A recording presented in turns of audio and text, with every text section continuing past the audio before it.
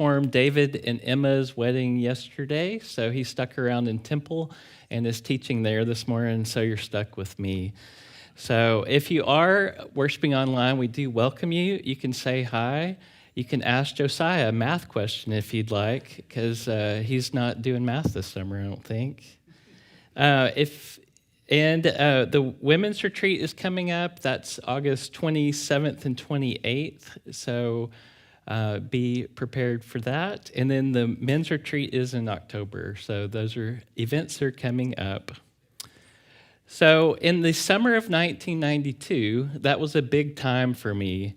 I was here in College Station, going to summer school, about to graduate. I had 3 classes left, and then I would be done, and it was a struggle. And I was living with my brother Joel and our childhood friend Dawn. We lived in Bryan. Well, like this summer, that summer had an Olympics, and the Olympics were in Barcelona, Spain. And I loved watching the Dream Team in their pursuit of basketball gold. Michael Jordan, Larry Bird, Magic Johnson, Charles Barkley, Patrick Ewing, Scottie Pippen, and the mailman Karl Malone. I watched all those games. Well, I did graduate from A&M, which was a big accomplishment for me. And prior to graduating, at the advice of my future father-in-law, I shaved my beard. He had a good point thinking that potential employers would take me more seriously because beards then aren't like they are now. And he was successful in his career, so I thought he might be right. When my brother Joel saw me, the first thing he asked was, "Did Tammy break up with you?" The answer was no, but almost, because she'd never seen me without a beard, and she wouldn't come near me. So I immediately grew it back, and FYI, I've never shaved it since. So my children have never seen me clean shaven. Well, after graduation, I started a new job. I was doing sales, of all things, at 100% commission. I knew that wouldn't last long. And 6 weeks after I started the job, the office closed, and I was relieved. Well, that summer, there was also a heated presidential election where Bill Clinton surprised everyone and beat the seemingly invincible George Bush. And also that summer, a new worship CD came out, and it was called Coram Deo, which in Latin means "in the presence of God." There wasn't much modern worship music at that time. This was decades before Passion or Bethel or Jesus Culture or Elevation or all the other worship groups. And it was a worship album that featured some of my favorite artists and bands like Out of the Gray and Charlie Peacock. One of the songs on the album was called There Is a River, and this song was sung by Michael English. And this album had a deep impact on my life. Coming from a Baptist church, this was totally fresh music, and I loved it. Well, the song There Is a River is based on Psalm 46. And Charles Spurgeon calls this psalm a song of holy confidence. This psalm is also known as Luther's psalm, because Martin Luther wrote the hymn, "A Mighty Fortress is Our God," which we just finished singing, during this time. And it was a paraphrase of the psalm. And some have called this hymn the greatest worship song of all times. Luther penned this hymn as a result of how the psalm impacted his life during a crisis. In 1527, the bubonic plague was raging through Europe. People were living in fear and dying. Many were fleeing the cities to the refuge of the country to escape the plague. And Luther asked the same question that the Clash asked in 1981, "Should I stay or should I go?" Well, he decided to stay, and he turned his house into a hospital to care for the sick and dying. And Luther once said, When in greatest distress, he was wont to call for this psalm, saying, "Let us sing the 46th psalm in concert, and then let the devil do his worst." Well, today we're going to look at the Psalm 46, and we'll be reading from the NIV, which is what the song, "There is a River," is based on. So the psalm starts off, "God is our refuge and strength, an ever-present help in trouble. Therefore we will not fear, though the earth give way and the mountains fall into the heart of the sea, though the waters roar and foam and the mountains quake in their surging. There is a river whose streams make glad the city of God, a holy place where the Most High dwells." Well, this psalm starts off saying, God is our refuge and strength. The Hebrew word for God used in verse 1 is the same word used in Genesis 1:1, where Moses says that in the beginning, God created the heaven and earth. God, as creator, spoke everything into being out of nothing. And this psalm begins with a declaration of God's power. Dave Gusick said, many of the other psalms begin with a description of the psalmist's crisis. In Psalm 46, the poet begins with God's provision. He looked to God for help in difficult times and found it. He could say these things by experience. God was greater than anything, any trial or any foe that the people would face. Well, the verb is, God is our refuge and strength. This verb stresses that each moment of every day, God is all-powerful. He isn't weak. He doesn't lack the necessary power to take care of us. A refuge is a place of safety and security. It reminds us that God is a fortress or a castle. When the psalmist runs to God, it's like a soldier running into the castle for protection. Nothing or no one can harm him when he's behind the castle walls. Well, today we can find comfort and strength in our hearts as we rest in God, who can be our refuge. Nothing can touch us except that which he sends or that he allows. Either way, God protects us no matter what we face. He is our stronghold in the day of our distress. Now, this doesn't mean that no difficulties will ever come to us, but we can have the assurance of knowing that whatever happens to us, God has a design and purpose for it, for a greater good. And his very presence guards our hearts and our minds with divine protection. Well, as the first line continues, the psalmist adds that God is our strength. And the word strength means might. This might is so great that it upholds us even in our most difficult times. God was the walled fortress around his people, protecting, preserving, and empowering them. And the same is true for our lives. God remains our refuge and strength. And it's in times of weakness when we should turn to him with our greatest trust. God is all-powerful, and he promises to uphold us. Well, in the second line of the verse, the psalmist declares that God is not only all-powerful, but he's ever-present. He is a very present help in trouble. And it's one thing for God to be all-powerful, but honestly, what good would it be if God was removed from our lives? We need God to be in the trenches with us. And in our times of trouble, God is there. He is an ever-present help. And it's during these trials that we discover if we're really trusting in him or in something else. We don't know the background for this psalm. It was written by the sons of Korah, who were the worship leaders in the temple. And there must have been some kind of national crisis going on, not just something personal with the author, because the psalmist says that God is our strength and we will not fear. And the rest of the psalm makes this clear. We aren't going to look in depth of these verses, but verses 6 through 9 say, nations are in uproar, kingdoms fall. He lifts his voice, the earth melts. The Lord Almighty is with us. The God of Jacob is our fortress. Come and see what the Lord has done. The desolations he has brought on the earth.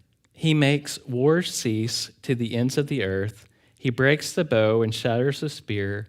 He burns the shields with fire. The Israelites are praising God for delivering them from their enemies.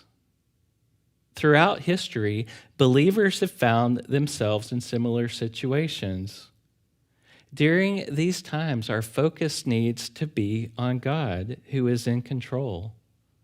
Ultimately, only He can deliver us from the threatening circumstances we face.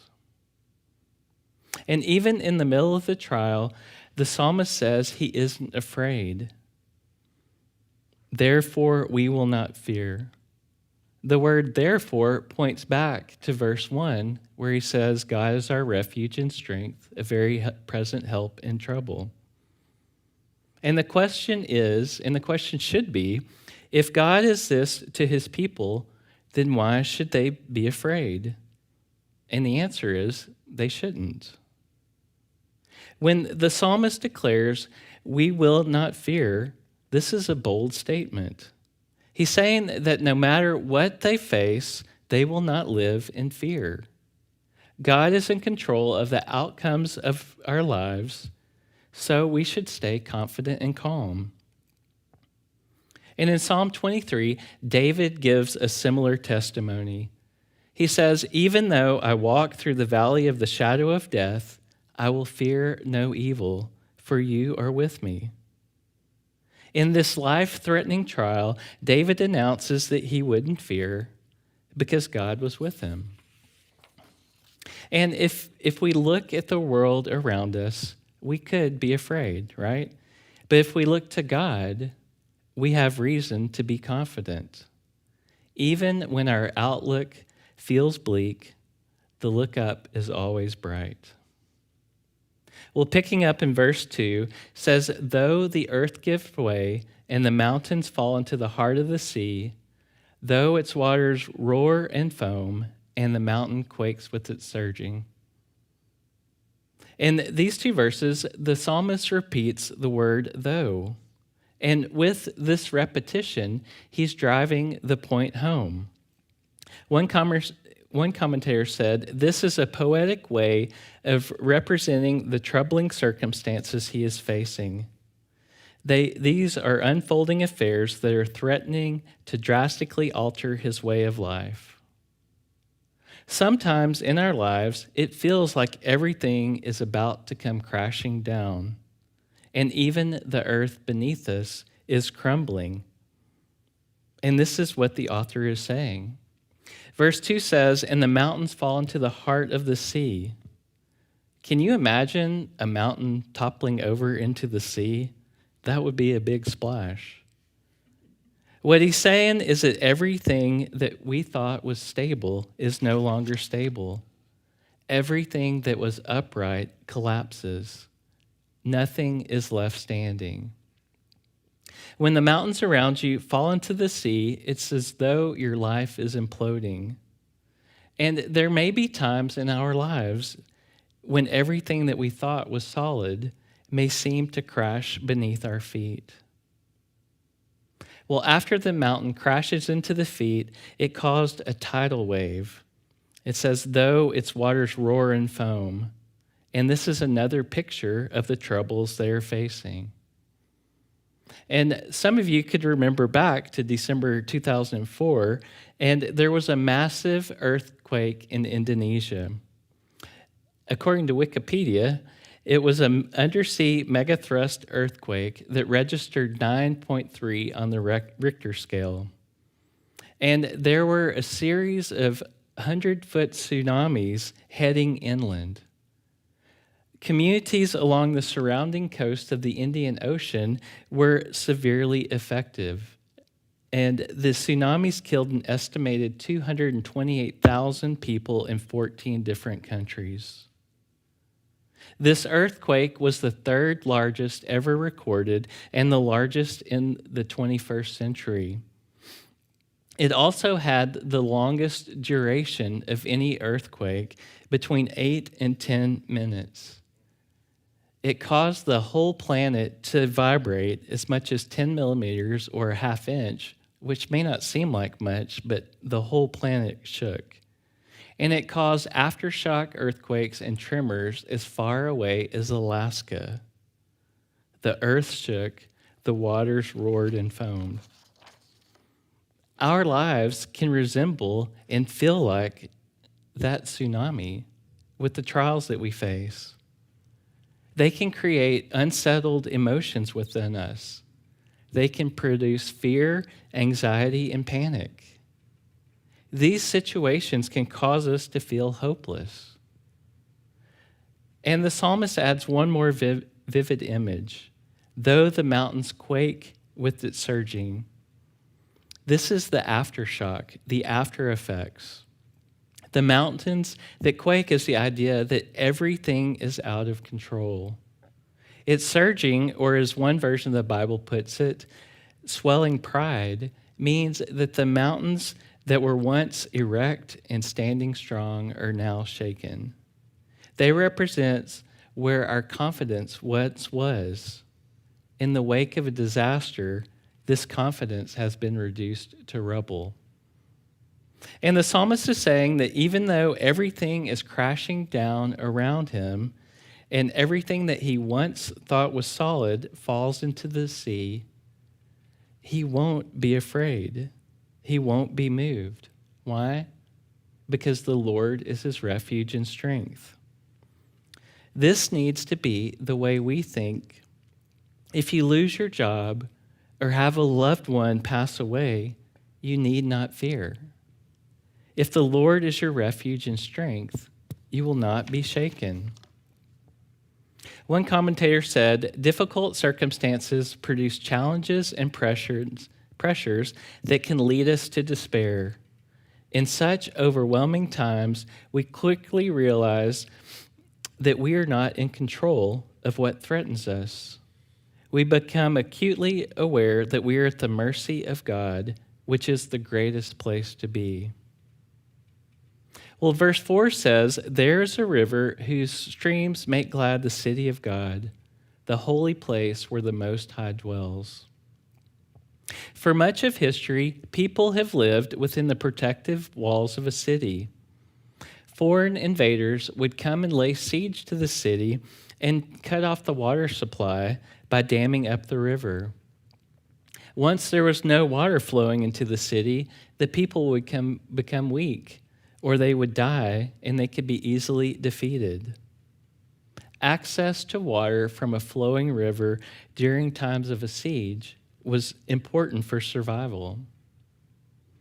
Well, this isn't a literal river he's talking about. In the previous verses, he's talking about mountains and waters in poetic language. And here, the river is metaphorical and represents the flow of God's peace and strength into our lives during hard times. The verb is in present tense. It doesn't say there was a river or there will be a river, but instead there is a river. This is for now. This is for today. And this should be an encouragement to us because these are unsettling times. We can find ourselves with mountains of upheaval collapsing around us, and we need to be reminded that there is a river of God's love, grace, and peace always available to us, flowing into our lives.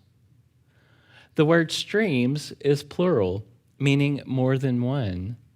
This means that there's a lot of streams or an abundant supply. Next it says, that make glad the city of God. And this is a reference to joy.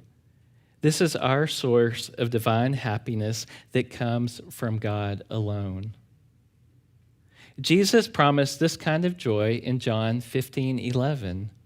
And Jesus says, "These things I have spoken to you so that my joy may be in you and that your joy may be made full." Jesus promised to give joy to the disciples and to us, no matter what is going on in the world around you. And think about the Apostle Paul. He was falsely accused, beaten, left for dead, shipwrecked, and imprisoned. And while he was under house arrest and chained to a Roman soldier, he wrote, "Rejoice in the Lord always. Again, I will say, rejoice." That's in Philippians 4:4. Even though his body was in chains, his soul soared to the heights of heaven with joy that's not of this world. Well, the second line adds a holy place where the Most High dwells. What are these dwelling places where God dwells? It's us. It's our lives. 1 Corinthians 6:19 says, "Or do you not know that your body is a temple of the Holy Spirit who is in you, whom you have from God, and that you are not your own?" He's calling believers, he's calling us his holy place. And we have been made holy by the work that God did through Jesus and his grace. And we can have this joy because God is living inside of us. God is giving us peace. So the question is, how do we do this? How do we see God as our refuge and strength when our world is collapsing around us? The last two verses of the psalm tell us.